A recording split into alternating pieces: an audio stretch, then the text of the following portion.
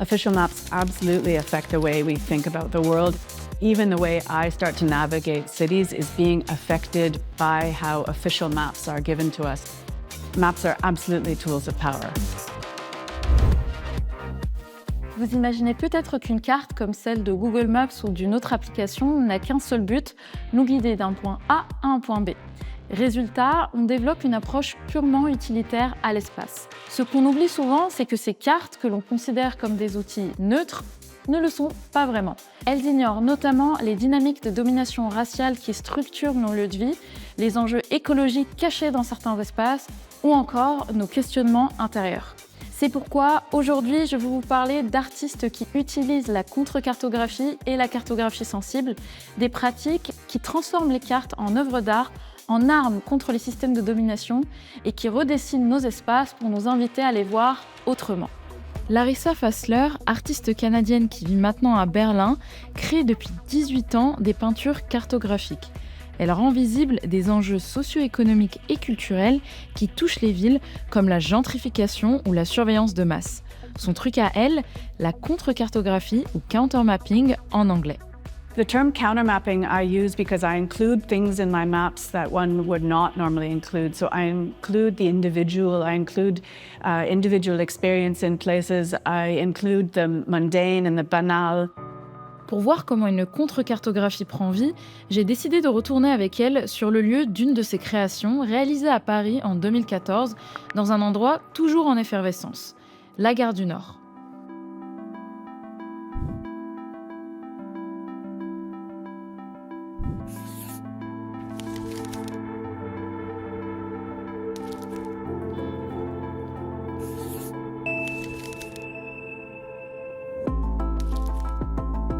I will go to the sites, walk, use my own body to measure sites, and I try not to rely on the pre-given maps. So it's counting footsteps, it's measuring heights of spaces with my own body, and in a way actually forcing the map to come from me instead of the pre-given is a way that I also consider it counter-mapping. So part of the mapping was, there's all sorts of different layers, but one layer was mapping all the cameras in the Gare du Nord and in what kind of angles they point. Also to feel how much we are under surveillance in these kind of spaces. There's another layer where I mapped how the police, because there's a police station right here, how the police will move through the station and where they group. So also thinking about control and security. I have my count of how people are using the turnstiles and moving through. And then I'm also noting, again, kind of who's using the station, what people look like, what they're wearing, what the diversity of this train station is. La carte peinture de la gare du Nord fait apparaître une donnée qu'on inclut peu dans les représentations de la France selon Larissa, l'origine ethnique des passants.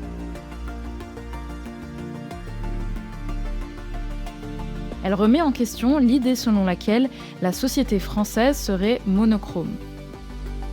In the Gare du Nord, you find issues of poverty, of destitution.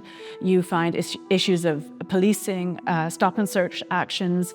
You see issues of discrimination based on ethnicity or on how one looks. You see very big questions about access to the city of the center. Who has easy, quick transportation and who has to sit on buses and have these connections and have these long routes. And so I think issues of equality, issues of fairness, issues of all of those issues you can find in the station. Larissa cartographie les espaces publics parce qu'elle les considère essentiels pour la démocratie. Une de ces cartes représente la ville de Manchester aux États-Unis.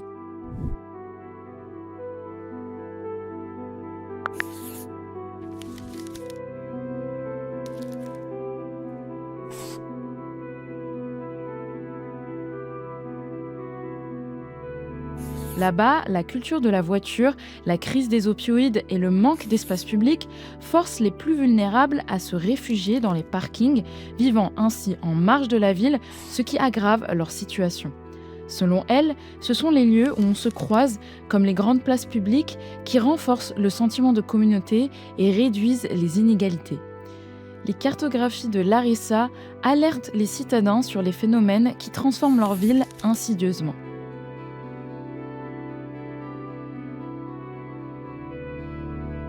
A recent work I've done in Berlin has been about gentrification, and it's been looking at the Moritzplatz, which is the heart of our migrant community in Berlin that have been there since the wall. In the north of that neighborhood is where the former wall used to go through, and so you've got the trauma of the divided city and you've got a trauma of east and west, and therefore that terrain, as new development and new money comes into the city, those sites are wanted.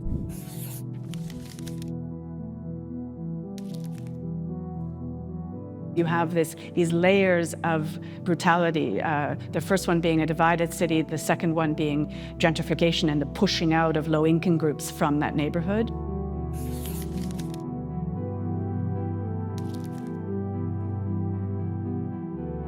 And so my mapping attempts to take these two levels. I like this individual, personal experience of moving in the city, and onto map the giant systems that affect all of that, whether that be economy, movement of money, history in reference to the Berlin Wall. And so I'm trying to map the invisible and make it visible.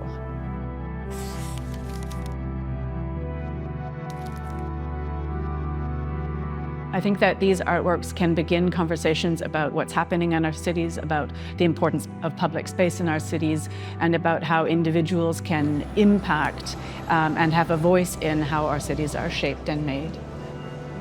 La contre-cartographie, c'est donc une pratique radicale qui délaisse les cartes conventionnelles pour représenter les revendications politiques des groupes marginalisés et leur donner forme dans l'espace public. En 1988, l'une de ses pionnières, Gwendolyn Warren, crée une carte des bébés mordus par les rats dans sa ville natale, Détroit, où les quartiers populaires sont totalement infestés. Mais il y a d'autres moyens de cartographier notre vécu ou l'expérience des lieux qu'on occupe. Par exemple, partir de notre ressenti plutôt que d'observation. C'est ce que fait l'artiste et danseur Mathias Poisson, qui façonne des cartes pour interroger notre perception habituelle du territoire. On appelle ça la cartographie sensible. Il y a quelque chose autour de ça d'important pour moi à nommer et que je retrouve dans ce que certains philosophes appellent aujourd'hui la crise du sensible, que nous traversons tous et toutes dans notre époque, qui n'est plus sensible au vivant. Comment en fait notre société a fermé sa sensibilité pour pouvoir agir dessus. Nous, chacune, en se reconnectant à nos parts sensibles, on va se rendre compte qu'en fait, on n'a pas besoin d'aller jusqu'à des gestes qui ont un impact sur l'environnement. On va retrouver ce qui est précieux dans le vivant.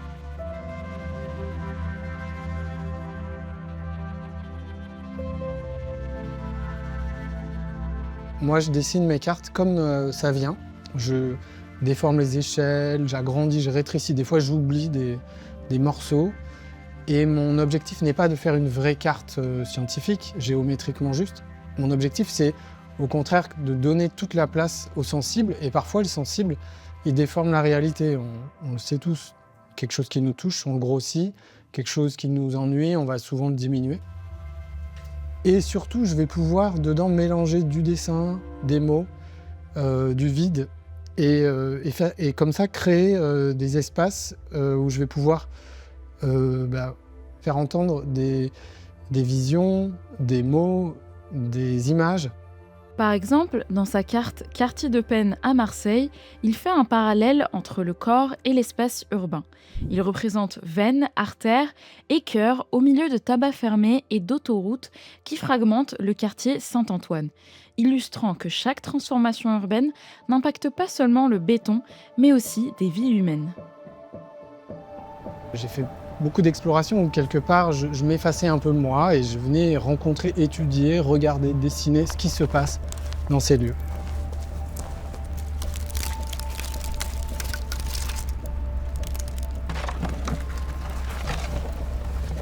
D'habitude, tous ces sens servent son travail. Mais cette fois, en résidence artistique à la Mure-Argence, près de Saint-André-des-Alpes, il choisit de se concentrer sur ce qu'il entend.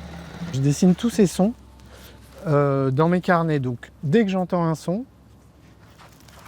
ça peut être un bruissement de feuilles. Alors le tilleul ne fait pas le même son que le noisetier.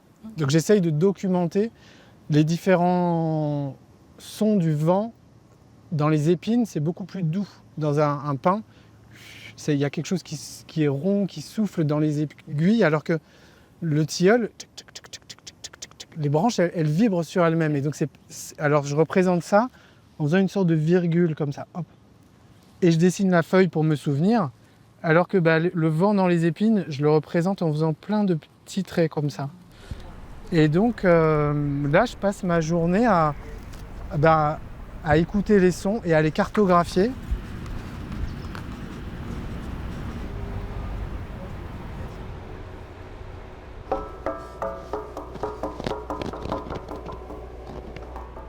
Sa pratique l'amène à s'intéresser à la présence d'objets qui ne nous interpellent pas toujours. Et c'est justement en se frottant à eux qu'il se demande ce qu'ils font là. Mathias m'a emmené dans un lieu d'extraction de minerais destiné à la construction. Une information qui pourrait bien apparaître sur sa future cartographie de ce territoire. Et c'est vrai que pour moi, c'est très important d'avoir les infos aussi politiques, environnementales, pour comprendre tout ce qui se joue. Mais pourquoi il y a des pelleteuses, pourquoi il y a des tris de déchets, pourquoi et comment on nettoie l'eau usée. Ces questions de société, elles sont fondamentales.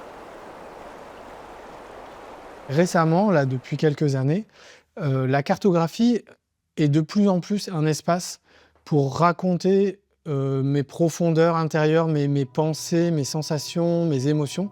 Et donc, j'utilise la cartographie pour faire des récits de transformation et des récits de vie plus personnels que cela a été.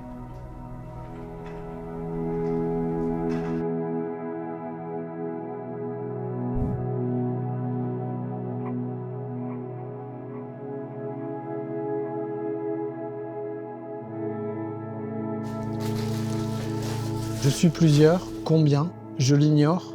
Toutes sont mes parties, une vaste compagnie.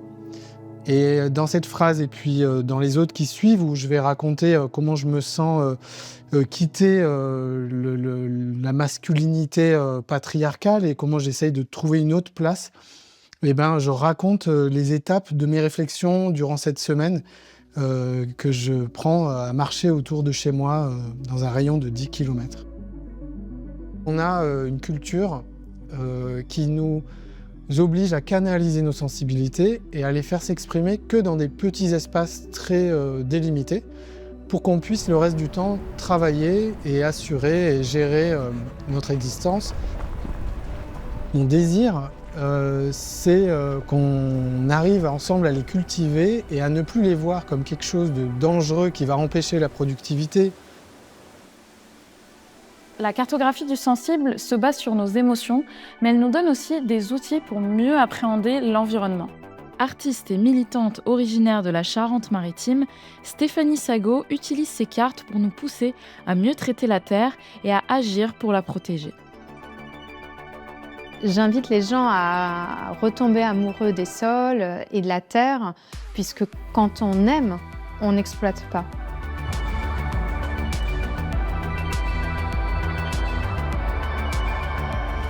Les cartes peintures de Stéphanie s'inspirent de la carte de tendre de Madeleine de Scudéry.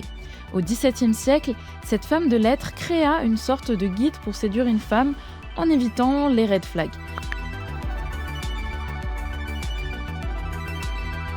Stéphanie reprend cette idée mais l'actualise à l'heure de la crise climatique pour nous inviter à prendre soin de la nature.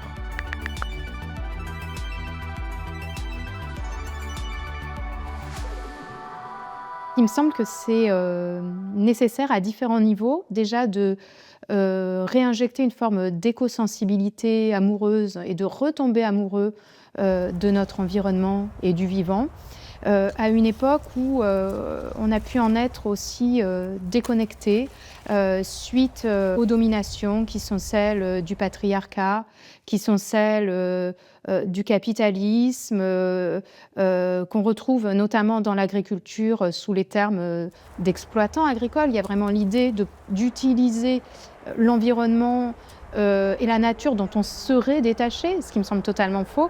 Stéphanie cartographie ce qu'elle appelle des terres amoureuses, une expression utilisée au XIXe siècle pour désigner les terres fertiles qui a disparu avec l'essor de l'agriculture intensive. Les terres amoureuses de Stéphanie, ce sont des terrains en permaculture, en culture bio, bref, des terres qui ne sont pas aspergées de pesticides. Son but, montrer les champs qu'on traite avec tendresse et rendre hommage aux résistances paysannes depuis les années 70 jusqu'à aujourd'hui. Ici, par exemple, on est à la fois dans un lieu assez magique, avec des cultures en maraîchage, une prairie, un grand soin, une attention qui est portée au vivant, qui est là parmi nous et dans lequel nous évoluons. Et en même temps, on a une autoroute, on a un train qui passe. Il ne s'agit pas de l'oublier et d'essayer, dans ma pratique en tout cas, de retranscrire ça. Et ce qui fabrique aussi ce territoire, et c'est à la fois ces tendresses et ces tensions en fait. Pourquoi créer des cartes qui ne vont pas servir à trouver notre chemin ? Déjà pour montrer les enjeux politiques et sociaux qui affectent nos lieux de vie sans qu'on ne prenne le temps de s'y attarder. Ces cartes alternatives empêchent aussi que les espaces qu'on traverse au quotidien deviennent des non-lieux, c'est-à-dire des lieux purement utilitaires où l'humain reste anonyme. La contre-cartographie et la cartographie sensible nous invitent à questionner notre perception des espaces qu'on occupe et à y poser un nouveau regard. En créant nos propres cartes, on libère aussi nos imaginaires. On laisse notre hippocampe, une partie du cerveau qui gère l'espace, qui gère la représentation géographique, et on n'en a plus beaucoup besoin parce que le GPS nous donne des indications. Il se trouve que c'est la même partie qui gère les émotions et les imaginaires de nos rêves. Et peut-être que dans 50, 100 ans, 1000 ans, 10 000 ans, on se rendra compte qu'on n'a plus accès à nos émotions, on n'a plus accès à nos représentations géographiques, parce qu'on a cette chance d'avoir des cartes en tête, des espaces, des représentations incroyables qui peuvent s'afficher, se déformer, se relier à nos connaissances, à nos sensations.